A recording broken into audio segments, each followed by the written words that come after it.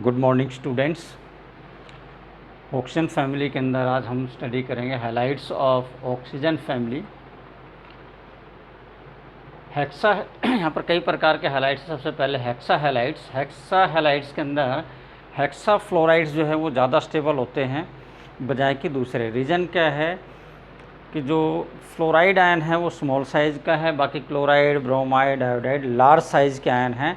So as the size increases, it becomes very difficult for the central atom to accommodate large sized anions। 6 large size anion को accommodate करना difficult होता है। दूसरी चीज़ ये है कि जो हेक्सा हैलाइड्स हैं इनके अंदर जो सल्फ़र है उसकी जो स्टेबिलिटी है वो सबसे ज़्यादा है। Among hexa halides order of stability क्या है? SF6 सबसे ज़्यादा स्टेबल है, SEF6 उससे कम और PF6 उसमें।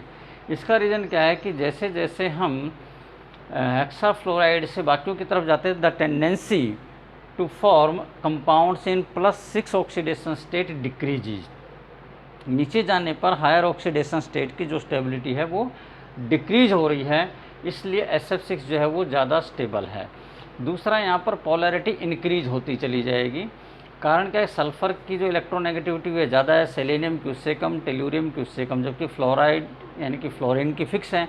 So difference of electronegativity goes on increasing. जब इलेक्ट्रोनेगेटिविटी इंक्रीज होगा तो पोलैरिटी इंक्रीज होगी, इसलिए जो केमिकल रिएक्टिविटी है वो इंक्रीज होती जाएगी। तो SF6 जो है वो केमिकली इनर्ट है। It is so much chemically inert that it even do not undergo hydrolysis. SF6 इतना ज़्यादा स्टेबल है कि इसका हाइड्रोलिसिस भी नहीं हो पाता, यानी कि अगर हम इसका हाइड्रोलिसिस कराएं तो रिएक्शन नहीं होता है। सो रीजन्स ऑलरेडी हमने डिस्कस किया कि जो 6 फ्लोराइड आयन्स हैं वो यहाँ पर क्या है, SF6 केमिकली जो अनरिएक्टिव है वो क्यों है? क्योंकि इसके अंदर जो 6 फ्लोराइड आयन्स हैं वो सल्फ़र को पूरी तरीके से सराउंड करके रखते हैं। ऑक्टाहेड्रल ज्योमेट्री जैसा कि आप देख सकते हैं तो पूरी तरीके से सराउंडेड है, ऊपर नीचे और चारों तरफ से इक्वली सराउंडेड हो गया है। And that's why there is a large steric hindrance. And due to this जो रिएक्टिंग मॉलिक्यूल्स है जब वो इसके ऊपर अटैक करता है तो सल्फ़र पर आसानी से अटैक नहीं कर पाता, सल्फ़र तक नहीं पहुंच पाता है, इसलिए रिएक्शन नहीं हो पाता है। जब हम मूव करते हैं SF6 से TeF6 तक यानी टेल्यूरियम हेक्साफ्लोराइड की तरफ तो पोलैरिटी इंक्रीज हो जाती है। पोलैरिटी इंक्रीज इसलिए हो रही क्योंकि जो इनका जो इलेक्ट्रोनेगेटिविटी का डिफरेंस है ऑक्सीजन फैमिली एटम और फ्लोरीन के बीच में, वो डिफरेंस इंक्रीज होता चला जाएगा, जिसकी वजह से पोलैरिटी बढ़ेगी तो रिएक्टिविटी भी इंक्रीज होगी, मीन्स हाइड्रोलिसिस इनका आसानी से हो जाएगा। उसके बाद आता है, स्ट्रक्चर की बात करते हैं। स्ट्रक्चर के लिए हम पहले हाइब्रिडाइजेशन निकाल करके देखते हैं इसका हाइब्रिडाइजेशन क्या होगा। हाइब्रिडाइजेशन निकालने के लिए हमारे पास क्या तरीका होता है कि हम सबसे पहले नंबर ऑफ़ इलेक्ट्रॉन पेयर निकाल सकते हैं डायरेक्टली। इलेक्ट्रॉन पेयर निकालने का तरीका आप ऑलरेडी जानते हैं। It is half number of valence electron in the central atom. जो सेंट्रल एटम हमने लिया उसके पास कितने वैलेंस सेल में इलेक्ट्रॉन हैं, और उसके साथ में मोनोवैलेंट एटम कितने बॉन्डेड हैं। तो यहाँ पर सल्फ़र के पास 6 इलेक्ट्रॉन है, 6 मोनोवैलेंट फ्लोराइड आयन इसके साथ कनेक्टेड हैं, तो 6 वहाँ से हो गए, 6 + 6। चार्ज पॉजिटिव नेगेटिव, कोई नेगेटिव हो तो प्लस करते, पॉजिटिव हो तो माइनस करते हैं, तो ऐसा यहाँ पे कुछ भी नहीं है। तो यहाँ पर हाफ 6 + 6 यानी 12, उसका हाफ किया तो 6 आ गया। इसका मतलब total number of electron pair जो है वो यहाँ पर 6 इलेक्ट्रॉन पेयर हैं। अब 6 इलेक्ट्रॉन पेयर तो बॉन्ड पेयर क्यों? क्योंकि ये 6 बॉन्ड बना रहा है फ्लोराइड के साथ, सिंगल बॉन्ड 6 बन रहे हैं यहाँ पे, तो number of bond pair is equal to 6। Means 6 electron pair थे, 6 के 6 बॉन्ड पेयर हो गए, तो लोन पेयर क्या होगा यहाँ पे 6 - 6 that is 0, and that's why the shape will be octahedral. और जो इसका हाइब्रिडाइजेशन होगा दैट विल बी sp3d2। सो ये हमारे पास इसकी शेप आएगी, that will be octahedral shape यहाँ पर मिलती है हमें। So this is about the hexa halides. Next we take the tetra halides.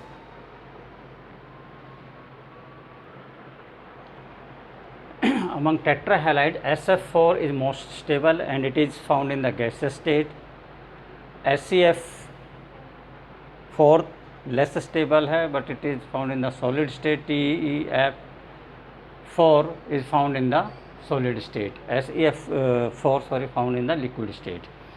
Now SF4 या ये कह लीजिए कि जितने भी ये टेट्रा हैलाइड्स हैं they can act as Lewis base. Lewis base क्यों है ये? क्योंकि अगर हम इनका स्ट्रक्चर देखें तो यहाँ पर एक lone pair of electron present है।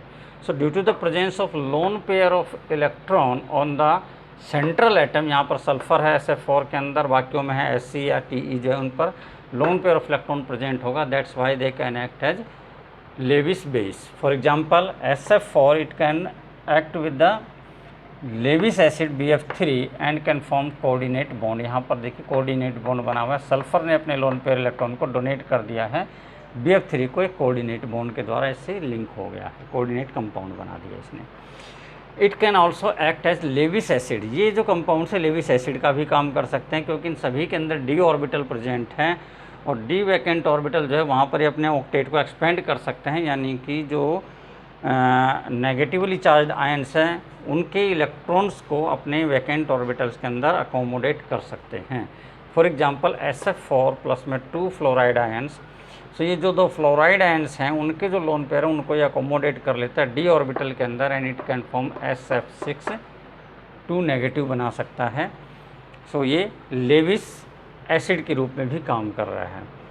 SF4 इज ईजीली हाइड्रोलाइज है। हमने देखा SF6 हाइड्रोलाइज नहीं होता, लेकिन ये हाइड्रोलाइज हो रहा है क्योंकि इसकी जो ज्योमेट्री शीशा है तो means can be attacked by the reacting agents जो हैं उनके साथ में आसानी से अटैक हो सकता है। It is not sterically hindered as much as SF6। सो नतीजा क्या होगा उसका कि ये हाइड्रोलिसिस हो जाएगा and it will give 4HF plus में SO2।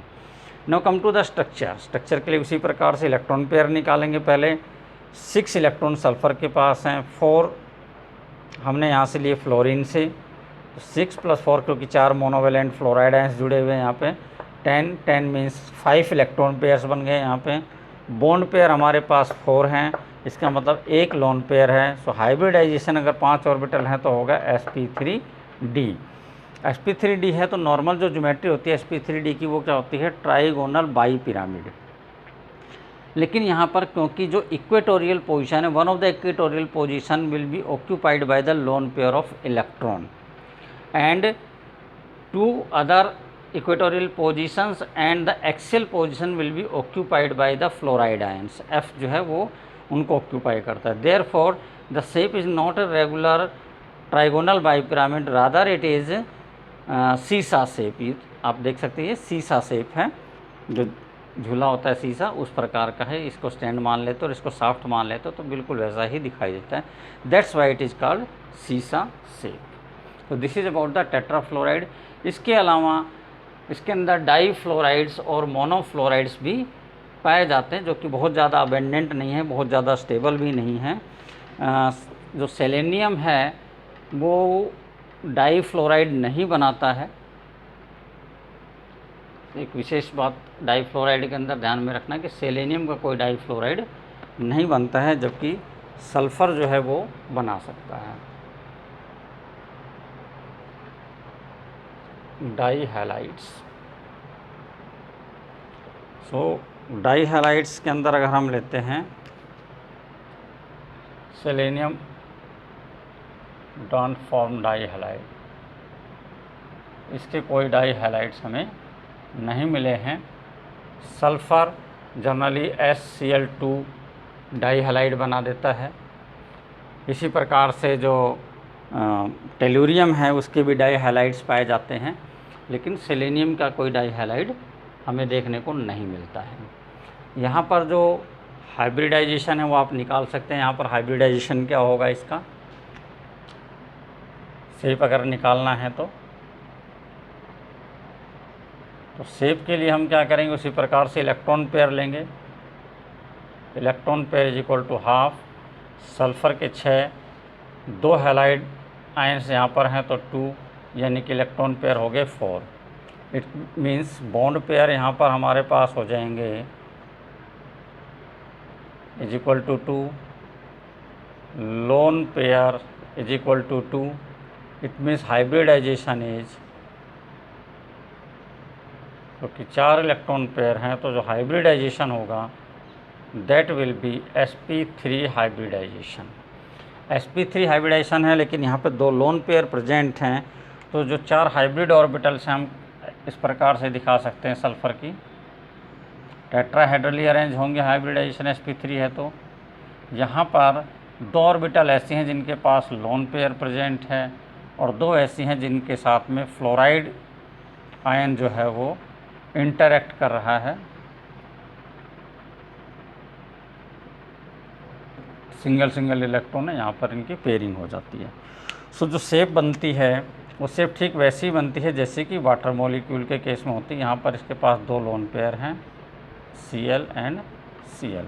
तो इसी प्रकार से selenium dibromide, tellurium bromide, dibromide इस प्रकार के हमें मिलते हैं। तो the shape will be same as the shape of water molecule. Now monohalides also exist there. Some of the monohalides are also found. These monohalides are in the polymeric form, generally dimer.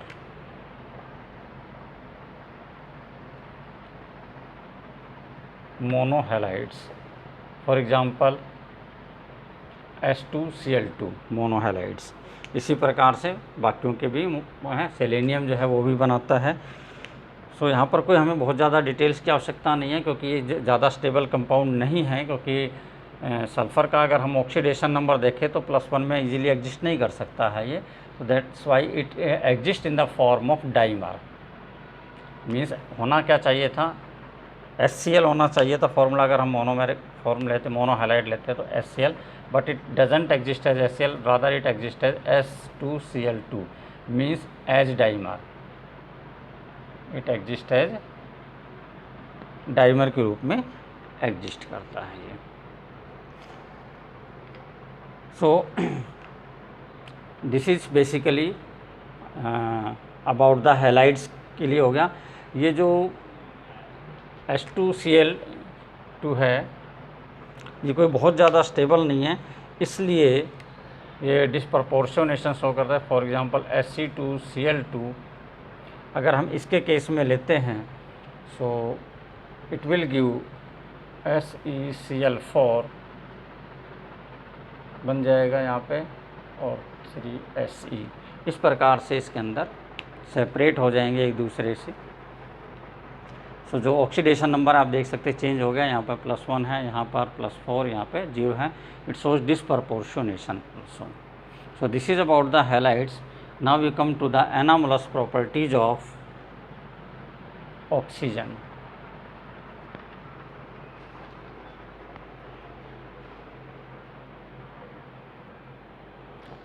So anomalous properties of oxygen due to extremely small size, high electronegativity, non availability of d orbital। हमें पता outer cell electronic configuration जो oxygen का है वो है 2s2 2p4। Means जो outer cell है उसमें d ऑर्बिटल प्रेजेंट नहीं है वैलेंस सेल के अंदर, इसलिए एक्सपेंड नहीं कर सकता अपने ऑक्टेट को।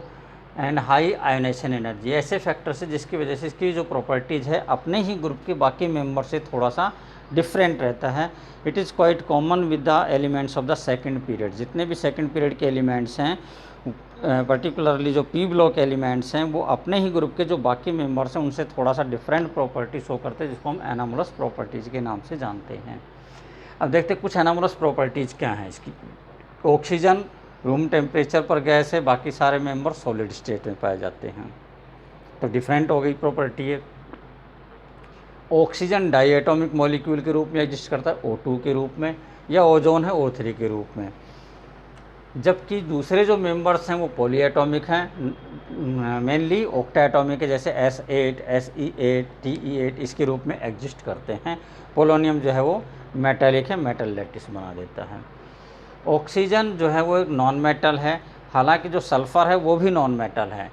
तो एक्सेप्ट सल्फ़र, ऑक्सीजन तो है ही नॉन मेटल, एक्सेप्ट सल्फ़र। अगर सल्फ़र को भी छोड़ दें तो उसके बाद जो बाकी मेंबर्स हैं उनमें मेटेलिक करैक्टर पाए जाना शुरू हो जाते हैं और इंक्रीजिंग ऑर्डर में रहते हैं। Selenium, tellurium, polonium metallic character show करते हैं कुछ ना कुछ, पोलोनियम में सबसे ज़्यादा रहता है। स्मॉल साइज़ की वजह से पी पाई साइड वे ओवरलैपिंग बहुत आसानी से हो जाती है इनके अंदर। Means they can form P pi multiple bond.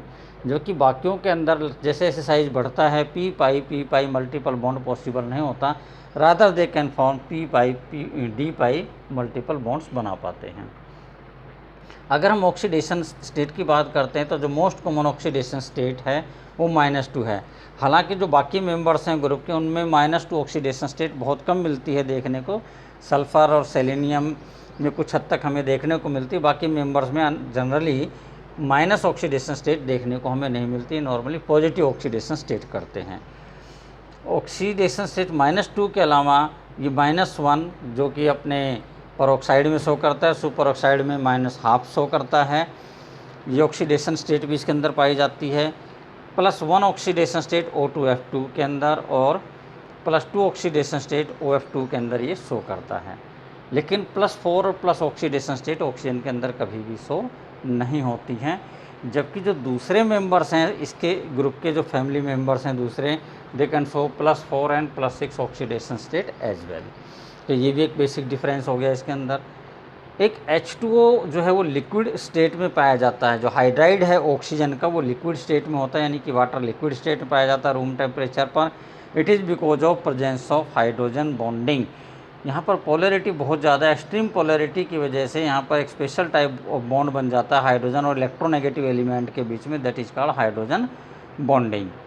जबकि इस प्रकार की जो बॉन्डिंग है जो बाकी मेंबर्स हैं H2S, H2SE, H2TE, H2PO, उनमें ऐसा कुछ देखने को नहीं मिलता है और वो गैसेस स्टेट के अंदर पाए जाते हैं। इसके अलावा एक मैग्नेटिक कैरेक्टर भी ले सकते हैं। Oxygen is paramagnetic in nature while the other members are diamagnetic in nature. तो ये कुछ ऐसी प्रॉपर्टीज़ हैं जिनको हम एक्सप्लेन कर सकते हैं एनामोलस प्रॉपर्टीज़ के अंतर्गत, ये डिफरेंसेस हैं।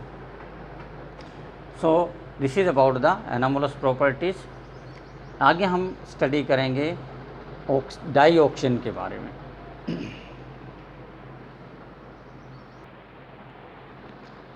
Die oxygen, let us take the preparation. There are various method of preparation of oxygen, जैसे हम जानते भी हैं इसके लिए। सो पहला है by decomposition of the compounds like KClO3, KMnO4, BaO2 यानी बेरियम पेरोक्साइड, पोटासियम नाइट्रेट। ये सारे ऑक्सीजन रिच कंपाउंड हैं, ऑक्सीजन की मात्रा काफ़ी ज़्यादा है इनमें। तो ऐसे कंपाउंड्स को अगर हम स्ट्रांगली हीट करते हैं then it will get converted into oxygen, वैसे बाई प्रोडक्ट ऑक्सीजन यहाँ पर मिलता है। फॉर एग्जांपल KClO3, इसको स्ट्रांगली हीट करेंगे it will give KCl plus में 3O2। अगर इसको एक्सेलरेट करना है तो हम कैटलिस्ट का यूज़ कर सकते हैं। KNO3 इसको हीट करेंगे तो पोटासियम नाइट्राइट प्लस ऑक्सीजन बनेगा। पोटासियम परमैग्नेट को हीट करने पर पोटासियम मैग्नेट प्लस में पायरोलूसाइट यानी MnO2 प्लस में ऑक्सीजन। इसी प्रकार से बेरियम ऑक्साइड को जब हीट करेंगे तो बेरियम पर ऑक्साइड बेरियम ऑक्साइड में कन्वर्ट हो जाएगा, ऑक्सीजन रिलीज हो जाती है।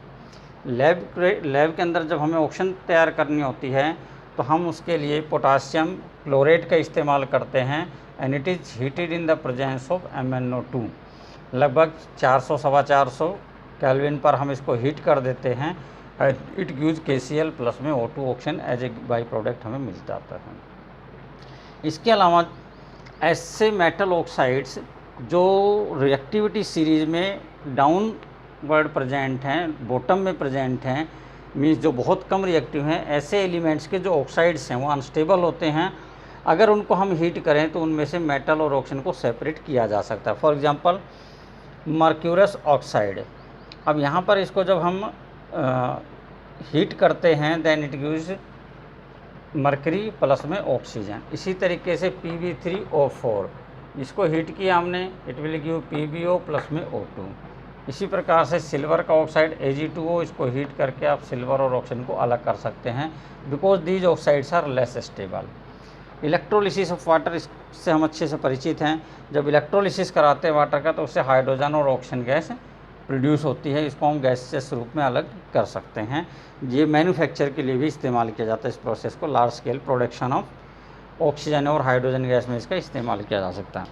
इसके अलावा मैन्युफैक्चर करने का एक और हमारे पास तरीका है, जो बेस्ट तरीका हम कह सकते हैं, वो है by the liquefaction of air. We know that air consist of approximately 20.96% of oxygen air में प्रेजेंट है और लगभग 79% के आसपास इसके अंदर नाइट्रोजन प्रेजेंट है। सो मेनली ये दो कंपोनेंट है एयर में। तो अगर एयर को हम लिक्विफाई कर लें तो इसका मतलब उसके अंदर बेसिकली दो चीज़ें होंगी, दैट विल बी नाइट्रोजन और ऑक्सीजन, दो कंपोनेंट होंगे। बाकी जो कंपोनेंट होते हैं एयर में वो आसानी से लिक्विफाई नहीं होते हैं, सो ये लिक्विड फेज में हमें मिलेंगे। अब इस लिक्विड को अगर हम डिस्टिलेशन कराते हैं, फ्रैक्शनल डिस्टिलेशन कराते हैं, सो 77 kelvin it is the boiling point of nitrogen. इस टेम्परेचर पर जो नाइट्रोजन है वो गैस के रूप में बाहर निकलनी स्टार्ट हो जाएगी, गैस में कन्वर्ट हो जाएगी। तो 77 केल्विन पर हीट करके हम नाइट्रोजन जो है उसको इसमें से बाहर निकाल देंगे। अब हमारे पास जो इसके अंदर लिक्विड बच जाता है, लिक्विड एयर जो बचती है, that will mainly consist of oxygen. तो ऑक्सीजन जो है वो हमें लिक्विड फॉर्म में यहाँ पर प्राप्त हो जाएगी। दैट इज तो मेथड हो गया हमारा liquefaction of air followed by fractional distillation. Oxygen का जो बॉइलिंग पॉइंट है वो है 90 केल्विन। सो अगर टेम्परेचर हम 90 केल्विन से कम रखेंगे तो ये लिक्विड फेज में ही प्रेजेंट रहेगी, और इस प्रकार से हम इसको अलग कर सकते हैं सेपरेट करके। उसके बाद में हम इसका टेम्परेचर बढ़ा के इसको गैसियस फॉर्म में वापस ला सकते हैं। Freezing point of oxygen is 55 kelvin. So these are the different methods by which we can prepare oxygen.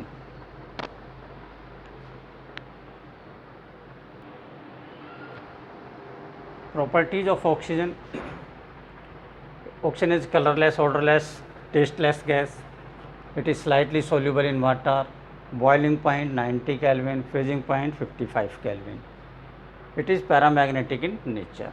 अगर केमिकल प्रॉपर्टीज़ की बात करते हैं तो ना ये एसिडिक है ना बेसिक है, मीन्स न्यूट्रल टू लिटमस है। It is a good spotter of combustion. कोई भी चीज़ हमें कम्बस्शन कराना है, जलाना है, तो उसके लिए ऑक्सीजन की ज़रूरत पड़ती है, उसके बिना नहीं जलती है। हालांकि ऑक्सीजन गैस को अगर हम जलाएं तो वो नहीं जलती, means it is non combustible gas. But oxygen is a powerful oxidising agent. हालांकि जो इसकी जो बॉन्ड डिसोसिएशन एंथैल्पी हो काफ़ी ज़्यादा है, इसलिए शुरू में हमें इसे इनिशिएट करना पड़ता है इसकी रिएक्शन को। But once initiated the reaction will continue, क्योंकि जो प्रोसेस है वो एक्सोथर्मिक है। जो कम्बस्शन प्रोसेस वगैरह हैं इसको सारे इसके जो रिएक्शंस हैं एक्सोथर्मिक रिएक्शंस हैं।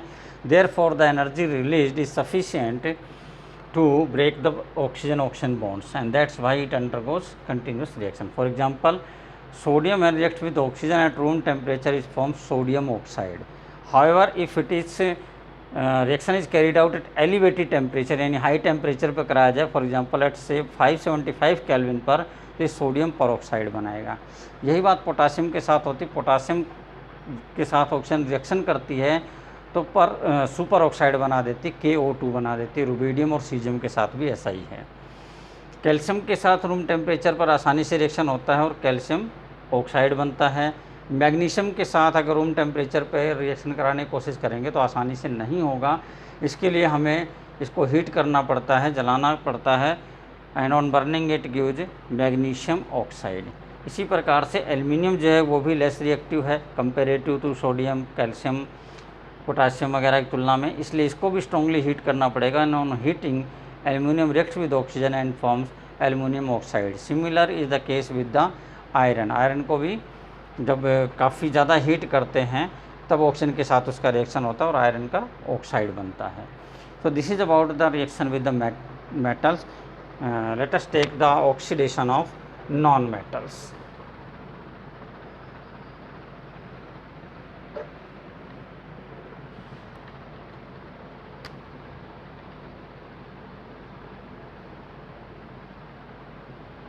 Oxidation of non-metals.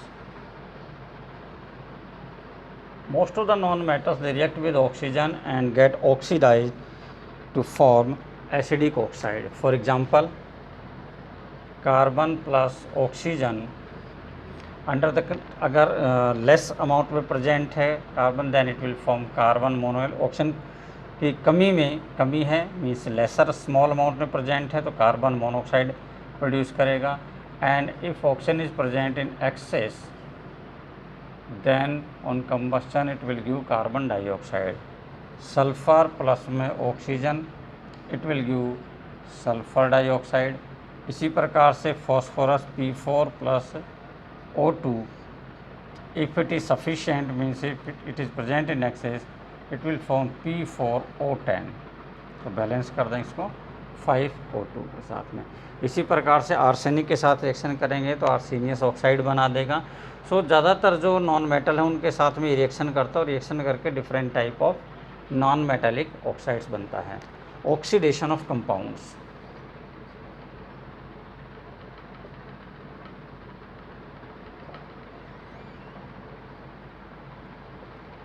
oxidation of compounds. Not only metals and non-metal, they also oxidize many compounds. For example, SO2 plus O2.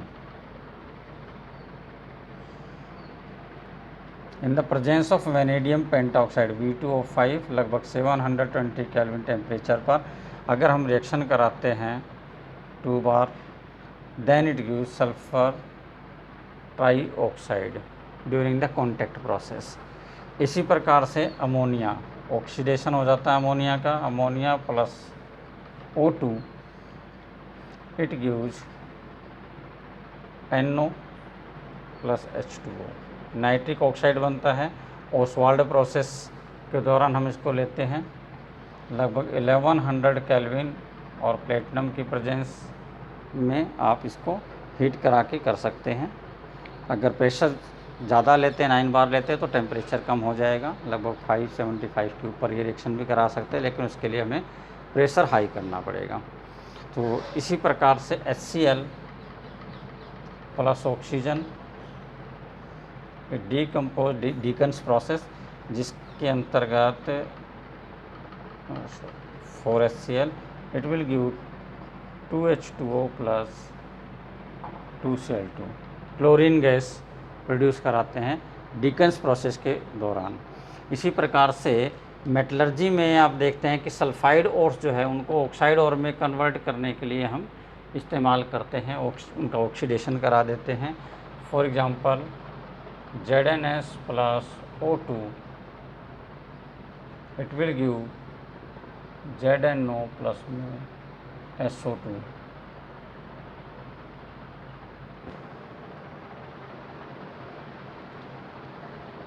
तो इस प्रकार से हम जो सल्फाइड ओर्स हैं उनको ऑक्साइड, इसी प्रकार से PbS जो है इसको PbO प्लस में SO2 में कन्वर्ट कराया जा सकता है।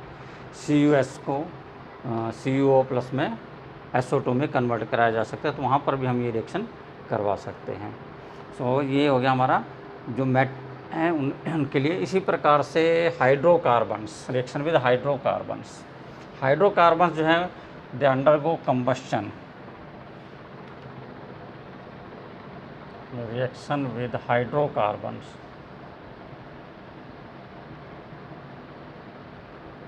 हाइड्रोकार्बन्स चाहे वो सैचुरेटेड हैं या अनसैचुरेटेड है।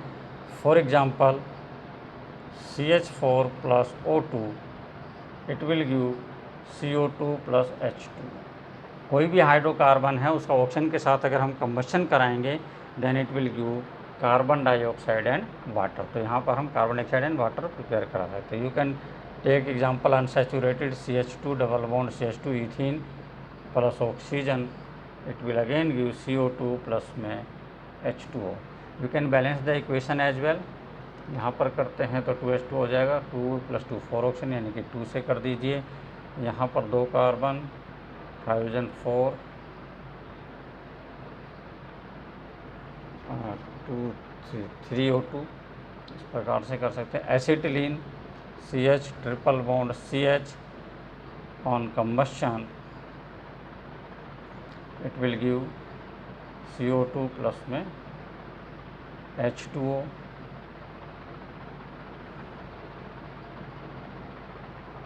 sorry 5/2।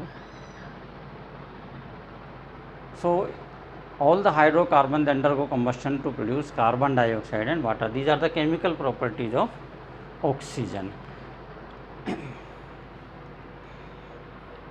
इसके अलावा रेस्पिरेशन के बारे में जानते हैं। During the respiration what happens, oxidation of food means glucose takes place in our body to produce carbon dioxide and water plus energy. C6H12O6 plus 6O2 it gives 6CO2 plus 6H2O plus energy. Respiration during the process of respiration.